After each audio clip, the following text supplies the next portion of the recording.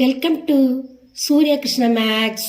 எண்களும் தொடர் வரிசைகளும் ஸ்டாண்டர்ட் 10 பயிற்சி 2-5.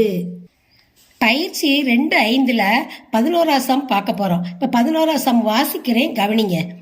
ஒரு கூட்டுத்தொடர் வரிசையில் அமைந்த அடுத்தடுத்த 3 உறுப்புகளின் கூடுதல் 27 மற்றும் அவற்றின் பெருக்கல் பலன் 288 எனில் அந்த 3 உறுப்புகளை காண்கன்னு இருக்காங்க.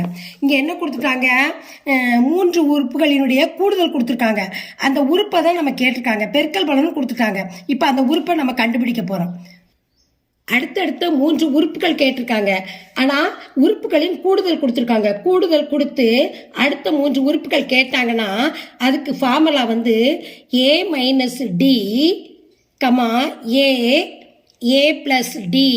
இதுதான் இதனுடைய ஃபார்முலா. அடுத்தடுத்த 3 உறுப்புகள் கேட்டாங்கன்னா, ஆனா உறுப்புகளின் கூடுதல் கொடுத்திருந்தாங்கன்னா இதை வச்சு நம்ம செய்யணும். இப்போ உறுப்புகளின் கூடுதல் கொடுத்திருக்காங்க. உறுப்புகளின் கூடுதல் எவ்வளவு கொடுத்திருக்காங்க? 27. கணக்குல 27 கொடுத்திருக்காங்க. இதை வச்சுதான் நம்ம உறுப்பு கண்டுபிடிக்க போறோம். இப்போ திருப்பி அந்த ஃபார்முலா தான் இங்கிட்ட எழுதுவோம். a - d, a plus d. இப்போ இங்க பிளஸ் டி இருக்கு, இங்க மைனஸ் டி இருக்கு. இது ரெண்டு கேன்சல் ஆயிரும். Plus d minus d cancel ஆயிரும். அப்போ இன்னும் இருக்கிற ஏ எத்தனை இருக்கு? 1 2 3. அப்போ 3 ஏ இருக்கு. சீக்வல் 27. இது வந்து உறுப்புகளுடைய கூடுதல் 27 கொடுத்துருக்காங்க. அந்த 27 இந்த பக்கம் போடணும். இப்போ plus d minus d cancel ஆயிருச்சு. 3 ஏ இருக்கு. 3 ஏ சீக்வல் 27. அப்ப ஏ சீக்வல் இந்த 3 வந்து இந்த பக்கம் பெருக்கலா இருக்கு, இந்த பக்கம் வகுத்தலா வரும், கீழே வந்துடும். 1 3 3 9 3 27 9. அப்போ ஏ சீக்வல் 9. அடுத்து என்ன கொடுத்துருக்காங்க? இங்க பெருக்கல் பலன் கொடுத்துருக்காங்க. இப்போ நம்ம 3 உறுப்புகளினுடைய அடுத்தடுத்த 3 உறுப்பு கண்டுபிடிக்கணும். முதல் உறுப்பு கண்டுபிடிச்சிருக்கோம். இப்போ அடுத்து என்ன கொடுத்துருக்காங்க? உறுப்புகளின் கூடுதலை வச்சு இதை கண்டுபிடிச்சாச்சு. அடுத்து பெருக்கல் பலன் கொடுத்துருக்காங்க. பெருக்கல் பலன் வந்து எவ்வளவு? 288 கணக்கில் கொடுத்துருக்காங்க. இதை வச்சு நம்ம செய்ய போறோம். இதுக்கு ஒரு ஃபார்முலா, இதே தான், இந்த ஃபார்முலா தான். a - d into a plus d. மேலே கொடுத்துருந்தோம்ல அதே ஃபார்முலா தான். சீக்வல் டு, இது பெருக்கல் பலனால நம்ம பெருக்கல் போட்டிருக்கோம். இங்கே வந்து கூடுதல்னால நம்ம 3ஐயும் கூட்டி கழிச்சு போட்டுக்கலாம். இப்போ 288 பெருக்கல் பலனுக்கு அதுக்கு அதான் வித்தியாசம். இப்போ கவனிங்க. இப்போ இந்த ஏயவும் என்ன செய்யணும்? இந்த ஏயவும் நம்ம பெருக்க போகிறோம். இந்த பிராக்கெட்டில் இருக்க ஏயும் இந்த ஏயும் பெருக்குனா ஏ ஸ்கொயர்டு. இந்த டியவும் பெருக்கணும். பிளஸும் மைனஸும் இருக்கு. நல்லா கவனிங்க. இங்க மைனஸ் இருக்கு, இங்க பிளஸ் இருக்கு. அப்ப பிளஸ் மைனஸ் பெருக்குனா மைனஸ் டி ஸ்கொயர்டு. ஏயும் பெருக்கும்போது ஏ ஸ்கொயர்டு, டி பெருக்கும்போது டி ஸ்கொயர்டு, பிளஸ் மைனஸையும் பெருக்கிறது மைனஸ். பிராக்கெட்டை மூடிடணும். அடுத்து இங்க இருக்கு பாருங்க, இந்த நடுவில் ஒரு ஏ, அதை இந்த பக்கம் தனியாக எடுத்து அழிக்கணும். ஏ சீக்வல் 288. பெருக்கல் பலனால நம்ம பெருக்கிறோம். பெருக்கல் பலன் கொடுத்துருக்காங்க. அடுத்து கவனிங்க. இப்போ ஏ ஸ்கொயர்டுக்கு நம்ம ஏற்கனவே இங்கே என்ன கண்டுபிடிச்சிருக்கோம்? ஏக்கு மதிப்பு 9. அப்போ அதை பிறகு இட்டுலாம். ஏ ஸ்கொயர்னா 9 d squared minus d squared, இது பிராக்கெட்ல இன்ட்டு இந்த ஏக்கு எத்தனை? 9 கண்டுபிடிச்சிருக்கோம்ல, அதை போட்டுறணும். 288. இப்போ 9 நம்ம ஸ்கொயர்டுனா பெருக்க தானே செய்யணும்.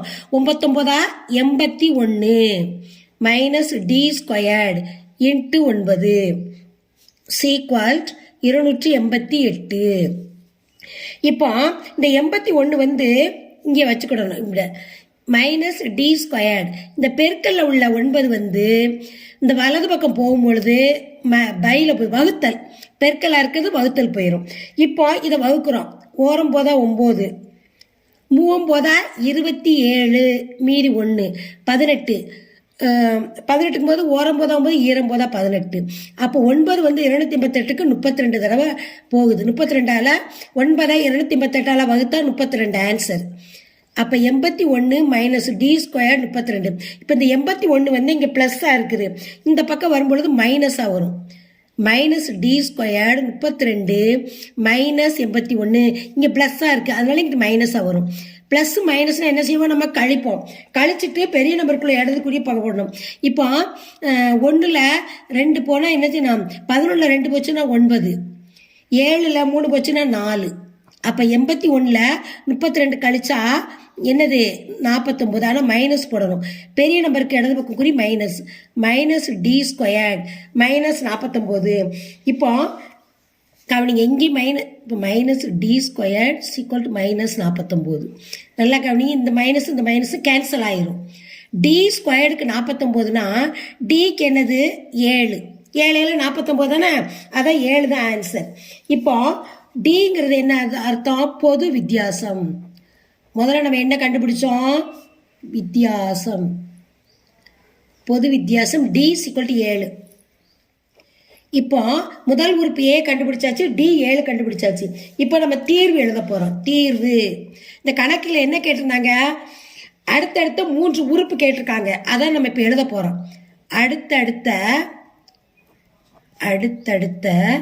3 உறுப்புகள் தான் கேட்டிருந்தாங்க. 3 உறுப்புகள், ஏன்னா உறுப்புகளின் கூடுதல் கொடுத்துருந்தாங்க, பெருக்கல் பலன் கொடுத்து உறுப்புகள் கேட்டிருக்காங்க. இப்போ நம்ம இப்போ உறுப்பு கண்டுபிடிச்சிட்டோம். என்னன்னா 2, 9, 16. இப்போ நான் ஏன் 9, இதான் முதல் உறுப்பு 9 நம்ம முதல்ல கண்டுபிடிச்சிருக்கோம். அந்த 9 இங்கே போடணும். இப்போ இதுக்கு வித்தியாசம் பாருங்க, இதுக்கு என்ன வருது 7, இது 2க்கு 7, பொது வித்தியாசம் வருதா, 7 கண்டுபிடிச்சிருக்கோம். இப்போ முதல் உறுப்பு 2ன்னு போட்டிருக்கணும். நம்ம முதல் உறுப்பு 7, 9 கண்டுபிடிச்சிருந்தோம். கண்டுபிடிச்சா அதான் முதல் உறுப்பு இல்லை, ஏன்னா இது 3ஐயும் கூட்டுனா நமக்கு என்ன வருது 2 + 9 + 16 கூட்டுங்க 27 வந்துருச்சா. அப்போ 3 உறுப்புகளின் கூடுதல் 27 வந்துருச்சா. அப்போ நம்ம முதல் உறுப்பு ஏக்கு 9 கண்டுபிடிச்சிருந்தோம். இப்போ பொது வித்தியாசம் கண்டுபிடிச்சாச்சு 7. அப்போ 7 கூட்டுனா 16 வரும். இது 7 கழிச்சா 2 வருது. அப்போ இது 3 கூட்டினா 16. இதுதான் 3 உறுப்புகளுடைய 3 உறுப்புகள். இதான் ஆன்சர். இந்த சம்மை சப்ஸ்கிரைப் பண்ணுங்கள், உங்கள் ஃப்ரெண்ட்ஸுகளுக்கெல்லாம் ஷேர் பண்ணுங்கள். இந்த சம்மில் எதுவும் டவுட் இருந்தால் கமெண்ட்ஸில் போடுங்க, நான் ரிப்ளை பண்ணுறேன்.